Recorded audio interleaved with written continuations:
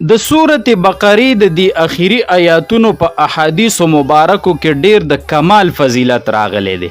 یقینا چې کوم مسلمان د دغه نه ناخبره دی او د دغه آیاتونو تلاوت نه کوي نو دا د ډیر لوی خیر نه محروم دی. نو راځي چې د احادیث مبارکو نه د دغه آیاتونو هغه فضیلت او کمال معلوم کو او دا خپل کو او د دې تلاوت شروع کو نو موږ او تاسو ته الله جل شانه ډیر لوی خیر او برکت راکی.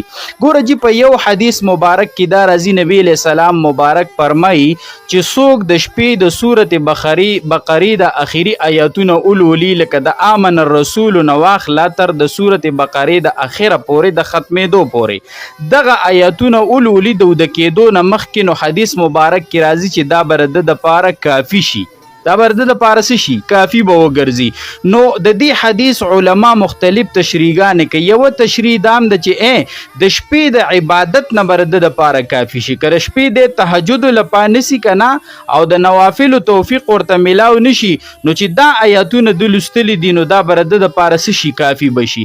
یا که د نور ذکر او اذکار د شپې کو او هغه ته پاتې شو او صرف دا دوه آیاتونه د سورة بقره اخیری لست دي نو دا برده د پاره شي کافی بشي. او یوې دا تشریح کوي چې د شپې د شر او د مصیبت او د تکلیف نه به د آفتونو نه به الله وساتي، دا آیاتونه به ورله څه وګرځي کافی به ورله وګرځي. لہذا په دې فضیلت باندې تاسو غور وکئ. بل حدیث مبارک کې دا راځي چې د سورة بقره د اخیری دوه آیاتونه نه دي، نبی علیہ السلام فرمایي چې د عرش د لاندې خزانه ده د هغه خزانې نه ماته دا دوه آیاتونه راکړی شوي دي چې دا زمانه مخکې یو پیغمبر ته نه دی ورکړی شوي. سبحان الله څومره د کمال فضیلت دی. نو لہذا موږ او تاسو خپلول پکار دي. بل یو ډیر قابل غور حدیث دی چې په هغې کې ردي آیاتونو ډیر د کمال فضیلت بیان شوی، هغه دا دی حضرت عبدالله ابن عباس رضی الله عنهما فرمایي چې یو ورځ نبی علیہ السلام مبارک سره موږ ناست یو د اسمان د طرف نه یو تیز آواز شو چې نبی علیہ السلام مبارک سر اوچت کا اسمان طرف ته. جبرئیل امین موجود دی، هغه ورتل د الله پیغمبره دا د اسمان یو دروازه کولاو شو چې د دینه مخکې چرته نه د کولاو شوی، د هغې نه یو فرشته راکوزه شو چې د دینه مخکې چرته نه د راکوزه شوی.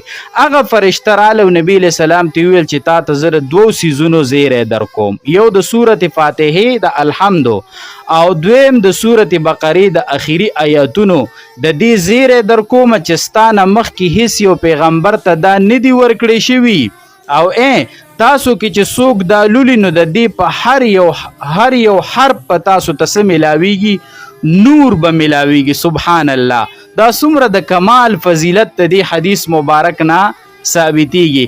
او دا ما ډیر زیات د اختصار نه کار واغس، ورنه د دې آیاتونو د دین علاوه نورم ډیر فضیلتونه په احادیث مبارکو کې راغلي دي. لہذا موږ او تاسو په خپل کو تلاوت کو او نور مسلمانانو ته ورسو.